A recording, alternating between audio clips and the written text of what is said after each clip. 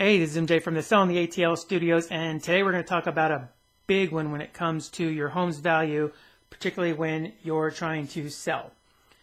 Before I get to that, though, I want to ask you a couple questions. That is, when you are selling, you want to get top dollar for your house, I assume, if that's correct. And then also, I assume that you want to sell it as quickly as possible.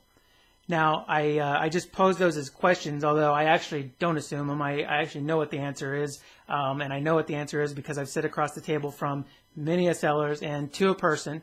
They all want to sell for as much as possible, and they all want to sell as quickly as possible.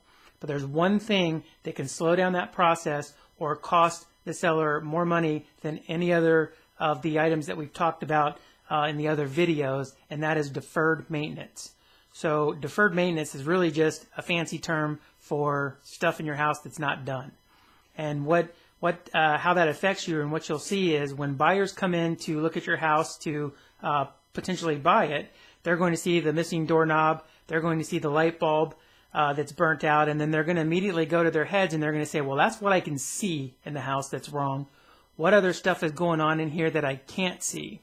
So what that means for you is it's going to slow down your time of selling, and it's going to make the price that you get from your offer, if you even get an offer, it's going to make those suffer.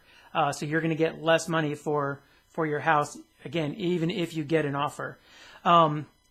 So a lot of people will ask me, well, what does it cost me to not do that stuff? What would it cost me to not put a new doorknob on there? Or what would it cost me to just go ahead and leave the light bulb out and let them replace it when they get it? And the answer for that is I really don't know, because it's a very subjective thing and it's really dependent on the buyers. So when the buyers come in here, like I said, they're going to be looking at that stuff and they're going to be thinking in their heads, what else is wrong?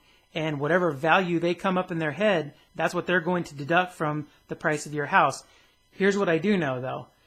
Whatever value that is that they're going to deduct from your house when they make that offer, if they make that offer, is going to be 10, 20, or 30 times higher than what the actual cost to fix it. So what I mean by that is if there's no doorknob there, that doorknob to replace it is probably going to be about 60 or 70 bucks.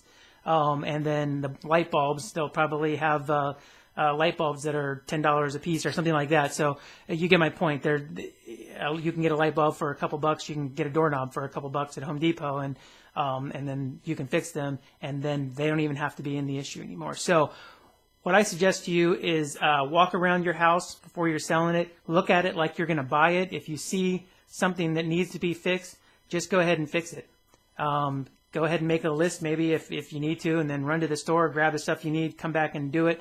But if you can go through there and you can do that and you can take as many questions out of the buyer's mind as possible, that's going to get your home sold faster, and it's more importantly going to get you more money when you do sell and you close and you get to move on. So those are just a few tips. One last one is take a look around. Is there something that you can find that you can fix in maybe 5 minutes? If there is, go ahead and do it right now.